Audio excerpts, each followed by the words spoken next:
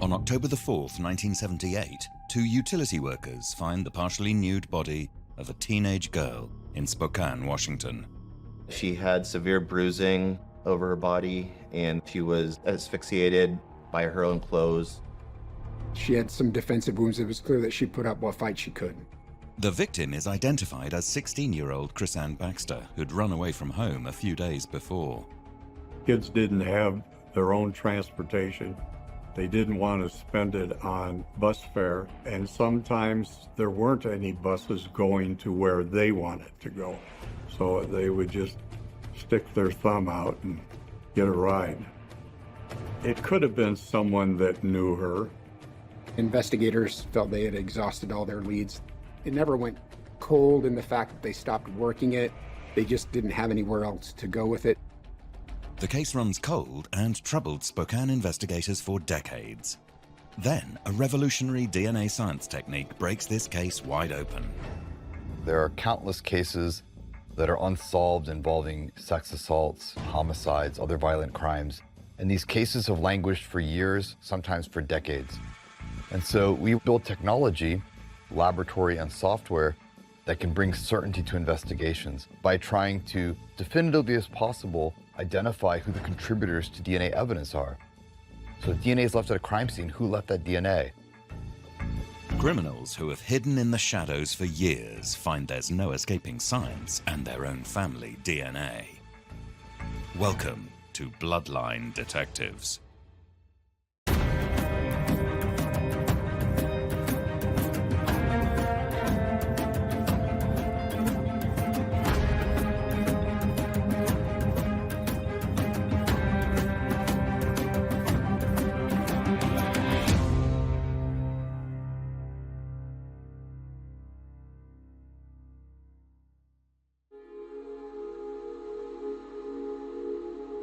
Spokane, Washington, 1978. A populous city located to the east of the state along the Spokane River, against the backdrop of the picturesque Selkirk Mountains. Spokane is a typical city. The crime was not as much as it is now. Almost every day you hear of somebody getting shot and or killed. Back then, it was a rarity.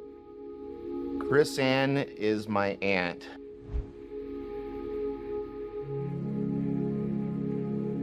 She was 16 years old. My dad, Steve's sister, he was really close with Chrisanne. Reading through her diary, she writes about my dad, Steve, and Chuck, and the other brother, Tim, and how much she loves them. We adopted her when she was a month old or so. My mom stayed at home and my dad worked for the post office. It was pretty simple, just an average growing up together. She was a little bit of a rebellious child, and she writes about going out with friends all the time and going to carnivals, and she was babysitting a lot, earning money, talking about boys a lot. There is talking about hitchhiking. Most of the time, kids didn't have their own transportation. They didn't want to spend money on bus fare, so they would just stick their thumb out and get a ride. It was seen as just a way to get around. It was the end of the 60s. It was just a different mentality to strangers than it is now. People trusted people, and they would get in a car and go across the country with them. And some of those people never came home. Following an argument with her mother, Charlie, the rebellious teenage Chrisanne decides to run away from home. Chrisanne had left the house on the 26th. They'd had an argument. She left the house. She wrote about running away from home and then coming back and getting clothes. So it wasn't out of the norm for her to do that. She would always come back home when she ran away, and this time she did not. When she didn't come back home, my grandma, Charlie, called the authorities and reported her missing.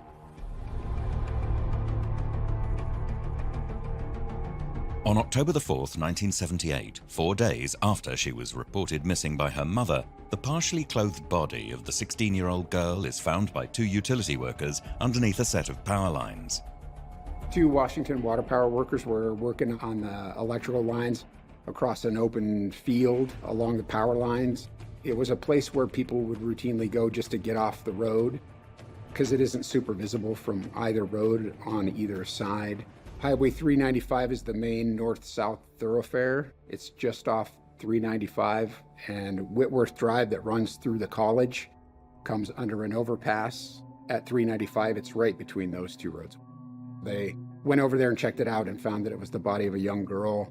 They went and just checked her real quick and saw that she was dead. The reports indicate that both of the workers were pretty shaken up by the affair.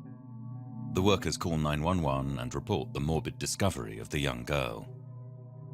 I received a call from my lieutenant telling me that they had found a young, partially clothed female that was dead. Well, I first talked to Detective Ekholm about what he had, and after he described the scene to me, then I went up and viewed the body from 6 to 10 foot radius to start with. Then I moved in to get a closer look. She was laying on her back with her legs spread out, and she was naked below the waist. She had some socks on, but they couldn't find her shoes. She had a blue top that was pulled up around her neck. She had a bra that had been forcibly torn off and had been tied around her neck, and that's probably what she was asphyxiated with. It was still tied on her neck when they found her. The body is transported to a local hospital. She is yet to be identified. Liver temperature and all the rigor mortis, etc., put time of death somewhere late on October 1st, 1978 to early morning of the 2nd. When we got back to the office, we met a couple of sergeants from the Spokane Police Department, and they had a copy of a missing persons report.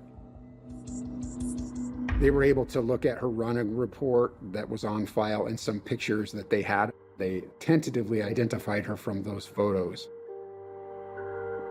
The body is identified as the missing 16-year-old Chrisanne Baxter. They ended up finding out that Chrisanne was a student at an alternative high school, and so they went there and they found 2 teachers and a counselor that had worked with Chrisanne before. They brought them all to view Chrisanne, and 2 of them positively identified her, and 1 was unsure, and eventually they had Stephen Baxter, her brother, come and ID her. For my dad, he was told by his mom that she couldn't do it. She couldn't find the strength to see her baby girl laying there, and he said that he would do it.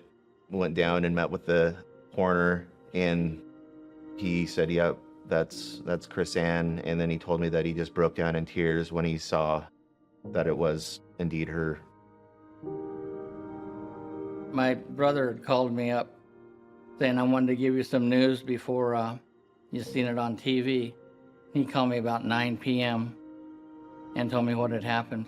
He just said, our sister was murdered, and I went out and just drove around for a while and thought about it. And, well, it was never the same after that. It's hard to even fathom what that would be like. I can imagine sadness, anger, confusion, just not knowing what to do next. Why? Who did this?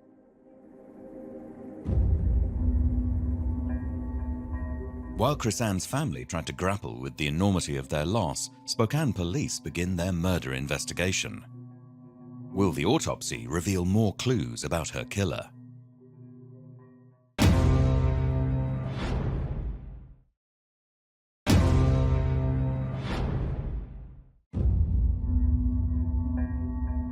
On October the 4th, 1978, 2 utility workers find the partially nude body of a teenage girl under a set of power lines in Spokane, Washington. The victim is identified as 16-year-old Chrisanne Baxter, who ran away from home 4 days before. After the victim's family are notified, the coroner performs an autopsy in the hopes that it will reveal more clues as to how she died. They remove her from the body bag, and then she's placed on the autopsy table, and then the doctor goes from head to toe describing what he sees, and all of that information is recorded. Anytime one person murders another, they're going to leave some trace on the person that ties them together.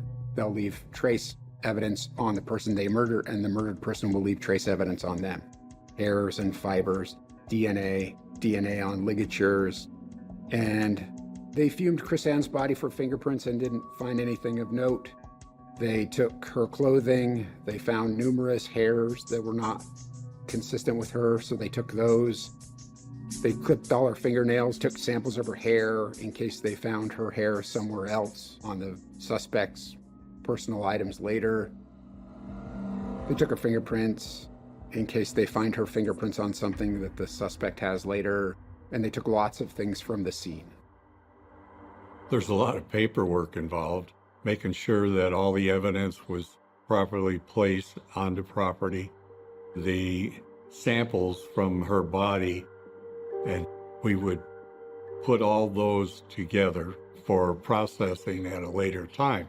If we were fortunate enough to find a suspect, we had to separate those from the regular evidence and make sure that they were placed into the refrigerator at the property room.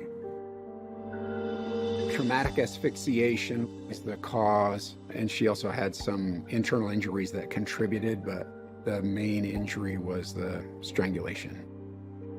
From the bruising on her body, the detectives told me that she definitely put up a fight and didn't go down easy. And from talking with some of her friends, they've told me that she was a very strong woman and that whatever happened that day, she definitely didn't go down without a fight. Chrisanne's family make funeral arrangements to bury their loved one. They buried her on the 11th on my birthday. It was just kind of quite a shock. It wasn't easy, and then I didn't come back up to Spokane very much because I knew that somebody here was the one that killed her, and I didn't want to be up here. But I visit her every time I go over to the coast. I'll just say that I miss her and sorry that happened. She prayed a lot, so I knew that she was a believer in God. She did say that she loved her mom and her dad and her brothers Steve, Chuck, and Tim multiple times in her diary. But I can only go by what I've read in that diary that she wrote in, and she was only 15, 16 years old. Some of her friends that I actually found in her diary, she seemed like a very great friend. One of them actually sent me a message on Facebook saying that if she told you that she was your friend, she meant it, and she was a very, very solid friend. Police went to the funeral incognito to see who would show up at the funeral, to see who sent flowers, to get the guest registry, to watch anybody acting suspiciously at the funeral. It's something they did routinely in the 70s, 80s, and 90s. They documented that in reports, but nothing ever came of that specific information. The initial stages of the investigation would have involved the family, asking the family when they'd last seen her. Detectives collect their evidence and begin their investigations. Chrisanne was last seen around 8:20 p.m. on the 1st of October, walking in an area near her residence, around the area of a 7-Eleven she likes to hang out at. And she was seen walking westbound from there by someone who knew her. A witness who believes he saw Chrisanne hitchhiking comes forward. He had reported he was driving north on freeway and had seen a vehicle there with two people arguing or conversating in the area. So they had an idea that it was probably a white male, and they had an idea what he might be driving. They had a description of the truck. And I don't think they ever had anybody that he could pick out as the person he saw there. And I don't know that they ever definitively knew that it was Chrisanne that they were talking to. Reading in her diary, her and her friends were always going down to the 7-Eleven by their house and then hitchhiking from there, it seemed like, from reading through the diary. I've had a lot of scenarios run through my head, but the only one that seems to fit correctly is that she ran away from home and she was hitchhiking and she got picked up by the wrong person, a person with bad intentions. That I would ever think to hitchhike would be maybe the thrill of doing it, the thrill of not knowing someone you're getting into a car with. Or maybe it was just because she was looking for transportation from one side of the city to the other. From the things that I've read about her, she was feisty, she was independent, she was a typical girl of her age. So children are the ultimate victim. Cases are amongst the worst to work. Teenagers also. So it's a disturbing case even today. By the early 1980s, Spokane investigators had run out of leads. We had gone out and contacted the family, and we've contacted her boyfriend from school. He was in jail, so there was no way that he could have perpetrated this crime. They started trying to find her associates to see who had last seen her, to see if anyone had had a hand in her death or had taken her to where she was. And they also did tips to the community. They had numerous tipsters call in and say that they knew who might be responsible, so they investigated all of those leads.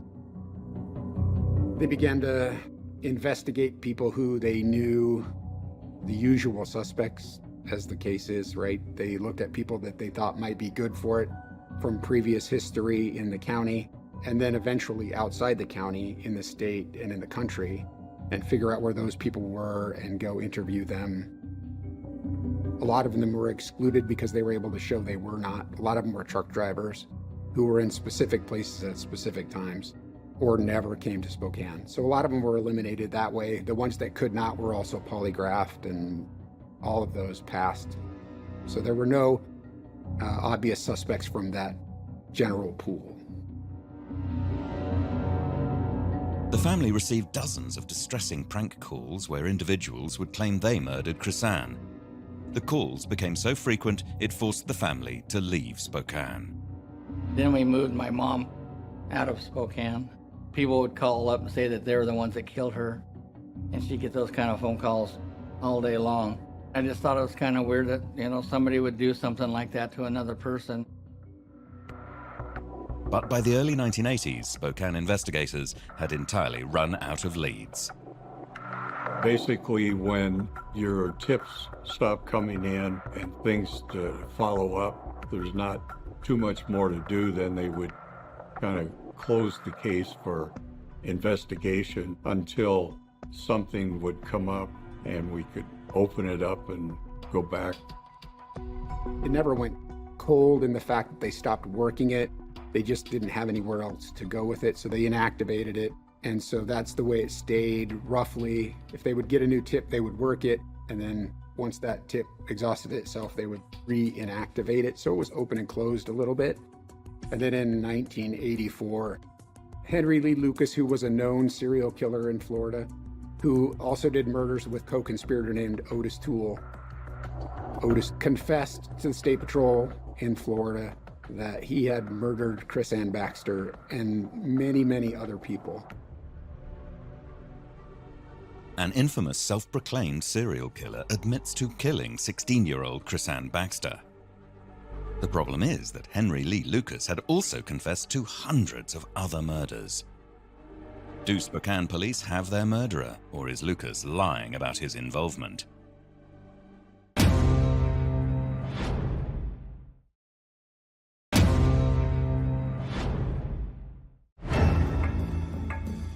On On October the 4th, 1978, the body of teenage runaway Chrisanne Baxter is discovered by two utility workers under a set of power lines in Spokane, Washington. The case went cold for years, but 6 years later, detectives have a new lead. Henry Lee Lucas, an infamous serial killer, has confessed to the 16-year-old's murder. We always thought it was Henry Lee Lucas because he confessed to killing her, and he described the location through a detective in Pasco, Washington, where her body was found. And he had information that nobody else had, so they just assumed that he did it. He was dubbed the confession killer because he said that he killed all these people, but there really wasn't any evidence to link these people back to his killing. I was led to believe that. I wouldn't have thought any different. He was interviewed by detectives. I've seen transcripts of that interview. On its face, it was like every other Henry Lee Lucas confession. It was believable to law enforcement at the time. He seemed to know details of the case that only someone who was there would know. So Detective McCabe with the sheriff's office formally charged Henry Lee Lucas with the murder of Chrisanne Baxter. It later turned out, with this case and many, many other cases to which he confessed that he was not in, that he'd been fed the information and he was just parroting what they had told him. And he was eliminated from this case and many others by processing of his DNA, which by then was just coming about. Once Lucas is ruled out by DNA, the case once again runs cold for over a decade. Then in 2006, the case file is opened once again due to advancements in forensic science. They sent many items to the Washington State Patrol Crime Lab in 2006. They processed all the evidence that they were sent, but among that was the oral swab from Chrisanne's mouth. They were able to identify source male DNA profile from the semen off of that swab, and they were able to get a profile that was good enough to be uploaded into CODIS, which is a database we use to identify unknowns and known DNA profiles in cases that we work. So they uploaded the profile of this person into CODIS at the time, and it's remained in CODIS, being checked against everyone who's put into CODIS since that day, and they never got a hit on that CODIS profile. It is disappointing. That is kind of our main tool at our crime lab is CODIS. So when you don't have a hit, it's disappointing because there's really not much else you can do except wait. Despite the disappointment of CODIS yielding no hits, all hope is not lost as DNA technology continues to advance throughout the years. I began looking at this case in earnest in 2019. So I read through it. I knew a little bit about forensic genealogy, so I knew that there might be something we could do with this case and some of the others. Because we had a CODIS sample that was just sitting there, we knew we had some DNA from the suspect. So I did some research on that. Forensic genetic genealogy is a tool for law enforcement to solve their cold cases. They utilize DNA databases. So once a profile is built, it's uploaded to DNA databases where that profile is matched with its genetic relatives. When we build a tree, we take the highest DNA match. We identify who that match is if they do not have a tree already attached to their profile, and then we extend their branches. So we get as far back as we need to go based on the amount of DNA they share with the person we are trying to identify. Then we go to the next match, we do the same thing. So we work in groups first. Each group, we work to build that common ancestor, and once we do that, we shift to another group, and we continue to build until we reach a common ancestor. And once we identify the common ancestors of each group, then we work to bring those branches forward and find where the union couple is that connects those clusters, those groups of individuals. I read through the case to make sure that the sample we had was workable. And then I sent it to the Washington State Patrol Crime Lab, who was just beginning to get up and running with that whole idea. So I sent it out to the lab, I had them review it. We decided which samples we were going to retest and which one would be the best, because you can't use the sample you've already used to generate the CODIS sample. You have to have at least some more to do a different test on. In the Washington State Laboratory, Alison Walker prepares a DNA sample to be sent off for forensic investigative genetic genealogy. We didn't have any hits in CODIS. We had a pretty good profile up there. We were pretty confident it should hit if there was a sample in the database. And we had exhausted all of our leads kind of on our end, and knowing there was still potentially sample available that we could go back to, knowing we could get another sample and then send it off to genetic genealogy was the key decision. So when I got the sample, it was a swab stick in kind of a glass test tube. And what I did was I took the swab out of the test tube, looked at it, and so I took the second half, what was left of that kind of swab fluff around there, and did what was called a differential extraction. And so this type of extraction separates skin cells, epithelial cells from sperm cells in the sample. And this extraction method attempted to separate those cells to get a cleaner male profile to send off.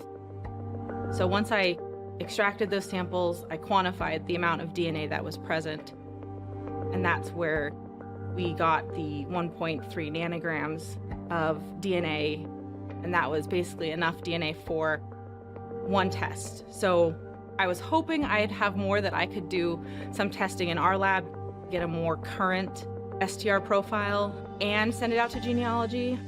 But ultimately, the sample we had, we could only have one shot at it.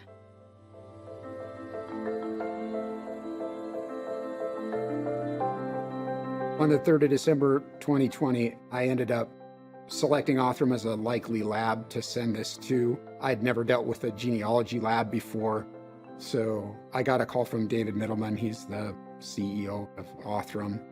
We had a long conversation about the sample and kind of what they do. Said they were in-house, they do all their genealogy, they do all their testing. They had a good scientific process that's backed up, and he said they would take the sample. So I selected them out of the group because no one else would do it, and we sent the sample from the state lab to Othram, and they ended up processing it. The investigators realized that they could use DNA profiles that have more markers than what is found in standard CODIS testing, and be able to infer identity from crime scenes. And they started to use assays that were built for medical testing or consumer testing. When you go to the doctor and you give blood, you give fresh DNA, a lot of DNA. It's not contaminated, it goes straight into a tube, it's not degraded. And unfortunately, DNA testing is a destructive process. Every time you test that sample, you consume it, it's gone forever. And in forensics, you don't have a lot of sample, and you can't call the perpetrator back and tell him to give you some more DNA, right? That's it. That's your only chance to get justice. So we decided we were going to build forensic-grade genome sequencing from the ground up. We were going to find all the pain points that are making these cases impossible or intractable to actually solve, and one by one, tackle those pain points until we can give justice and answers to every case, everywhere. We've done a lot of work in Washington State. And we've done a lot of work, in fact, with the detective, Mike Drapeau.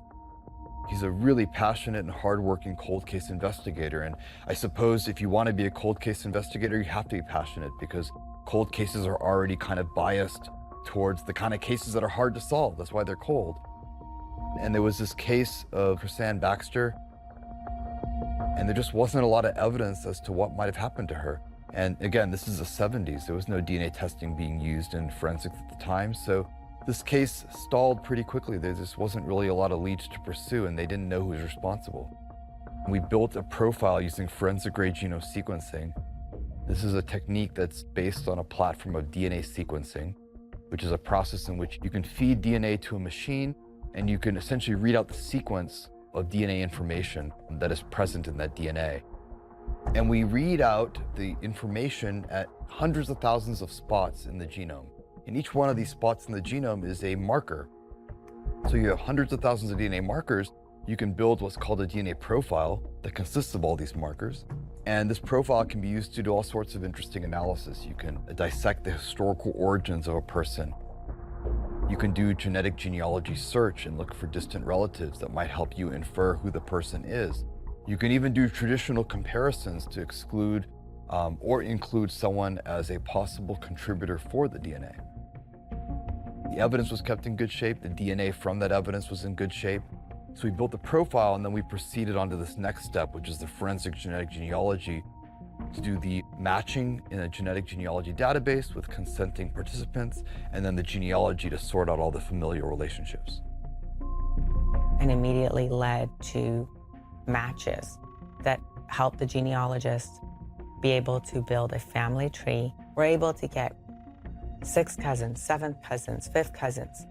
The more matches you have on a genealogical tree from different places in the families, the faster you can get to the answer and figure out which branches to eliminate and which branches to actually follow. And allowed us to be able to hone into a family tree and let law enforcement start the investigation on perpetrator for Chrisanne Baxter. On the 22nd of September, they called me and said that they had been able to process it, that they had a possible lineage for the suspect. So they sent me a ton of information on a ton of likely persons related to the suspect, and the suspect was one or none of 6 or 7 people directly related to one single mother. That was excellent news. It immediately took the suspects from every single male in the United States in 1978 to maybe 6 or 7 people. It was Keith Douglas Lindblom. And I felt that I should reach out to the family at that point, even though I had no definitive information, no absolute confirmation. I thought it was probably time to reach out to the family and say, you know, we have a suspect. This is his name. Did you know him? Have you ever heard of him? Mom called and said that there's 2 Spokane County sheriffs at the door. They have some new information on Chrisanne's case. And I immediately thought that this is some sort of a scam. They're just trying to get into my parents' house to do something, because it's been 45 years later. Like I was like, this is super weird. I would never thought that anything would have come of this that long. So I left work and I went to my parents' house, and sure enough, it was 2 deputies with the Spokane County Sheriff, and they had a 3-ring binder about that thick full of pictures and documents and just everything on Chrisanne's case. And I thought, wow, this is real. And that's when I found out there was another suspect that they think was the killer that actually killed Chrisanne.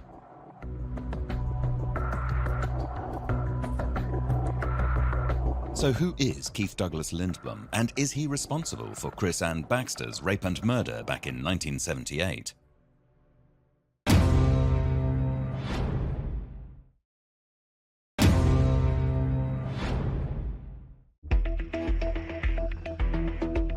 On October the 4th, 1978, utility workers find the body of 16-year-old runaway Chrisanne Baxter under a set of power lines in Spokane, Washington. The partially clothed teenager had been raped and strangled. Despite the exhaustive efforts of investigators, the case ran cold over time. Chrisanne's murder is periodically revisited by detectives as DNA science advances. And in 2020, investigators collaborate with Othram Labs, specialists in forensic investigative genetic genealogy, to narrow the killer's family tree down to one name: Keith Douglas Lindblom. Detective Drapo came to the evidence window and he actually told the PCs, hey, go grab Allison, bring her up here, I have some good news to tell her. And I was like, oh, okay, great. And so he was dropping off evidence for another case, and he's like, here's the name of the suspect. So now we gotta follow that path. That was exciting, knowing like we finally got a name. He had been in Spokane County in 1975. He was with a co-conspirator named Larry Powell at the time. It was conceivable that he could have been with him when he committed a crime in 1978. He was out and available in the community to commit this crime with or by himself.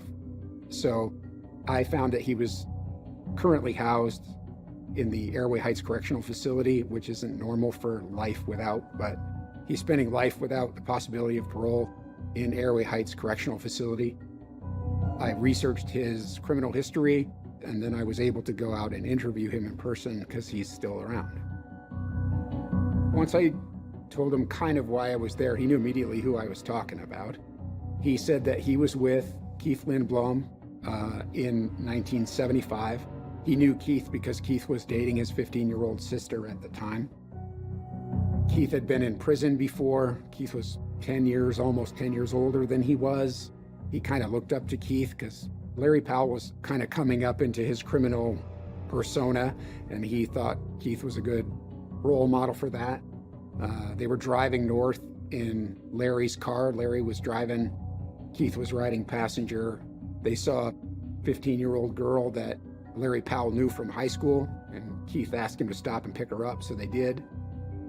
Keith produced the knife and told her not to get out of the car. He told Larry to drive to a specific location off of Magnesium.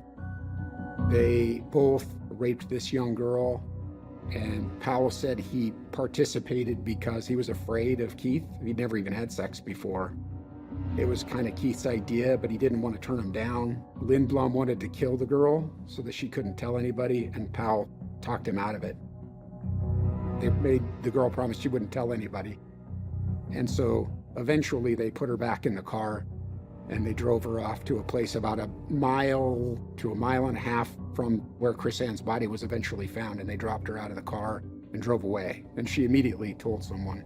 They were apprehended, the knife was recovered in the car, they were charged and eventually convicted of that crime. I was able to find some portion of the court record from that particular charge in '78 and find that Lindblom had pled guilty to the assault. He'd gone to jail. His sentence was listed as 26 years, and they gave him 7.5. Eventually, because his sentence had been limited by the Independent Sentencing Review Board in '78, I was able to get a single letter from the Sentencing Review Board that gave his release and parole dates, and he was released from custody to his own recognizance on that charge on August of 1978. It's very frustrating when those things happen. Each jurisdiction has their play at hand, and they have to do what they have to do. I don't know why they let him out.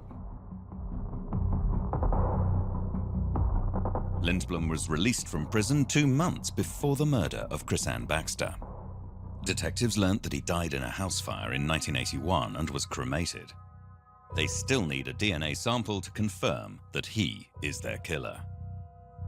Detective Drapo discovered that the suspect did have a daughter, and so he started tracking down a reference sample from her.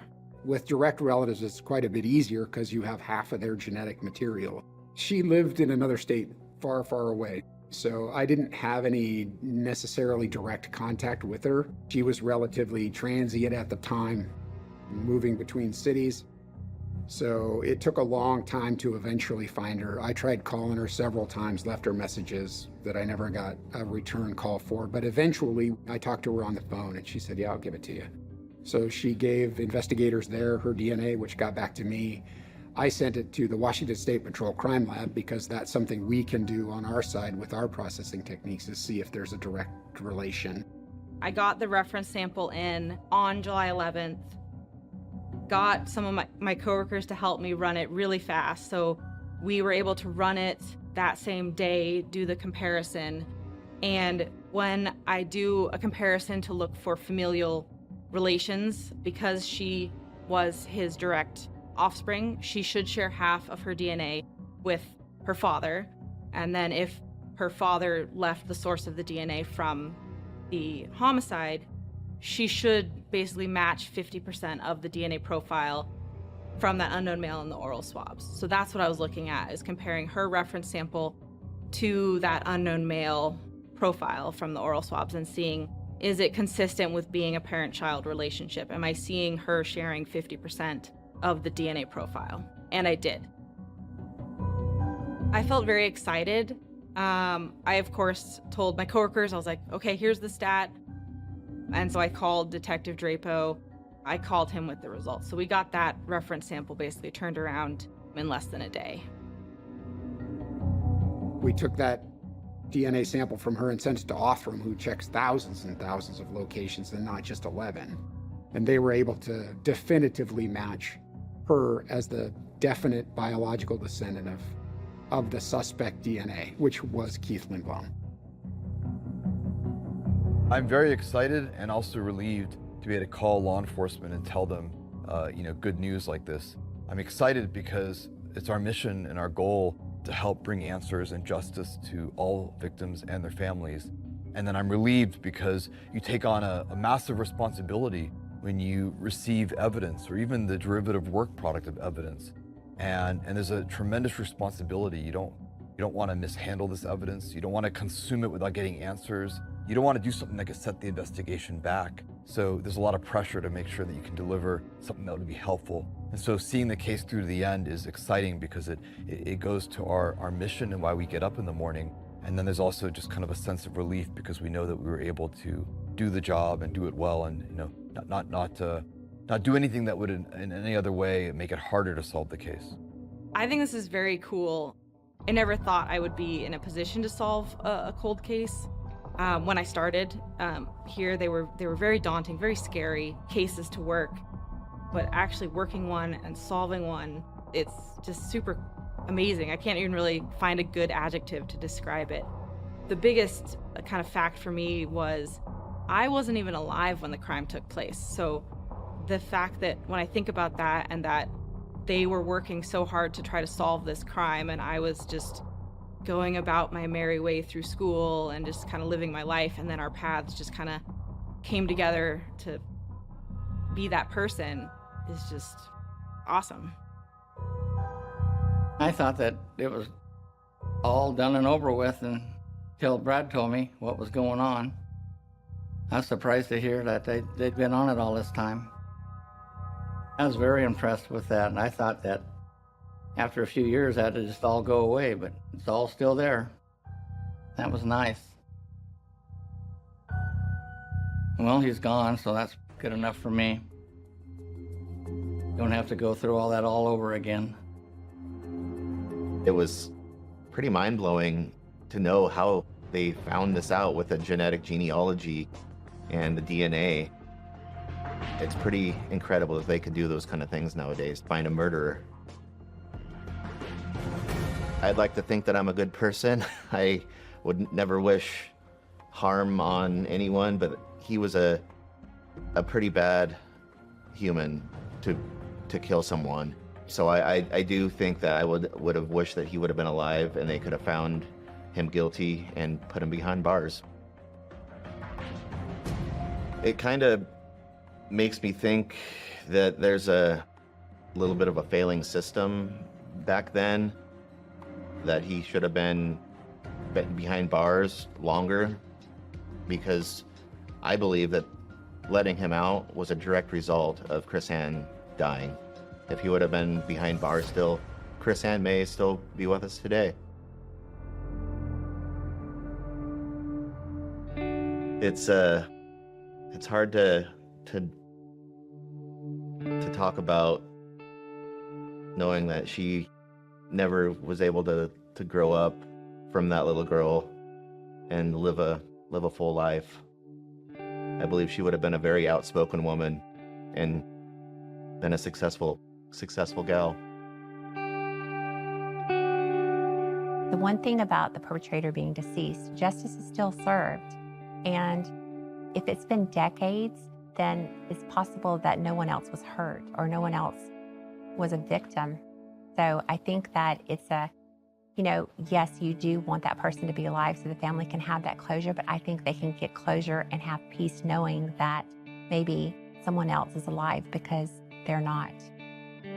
Part of me wishes that the family could have gotten justice. It's an incredible moment to know every one of these cases, and we have thousands of them now. They change you. Every story, every person's case, it touches you in a different way. You would think you would become desensitized to some of this. You never do. It never doesn't feel like a huge win to be able to get the answer. Every case is just as important as the other one. It doesn't matter if it's a notorious case, a contemporary case, a case that's been cold for decades, or a case no one ever wrote an article about. There is someone out there. There are a lot of someones out there, that's what I've learned, that need to hear the answer. I'd also like to add that if there's any other families out there that have a case similar to this, to not give up, because there is hope, and we're a prime example of it.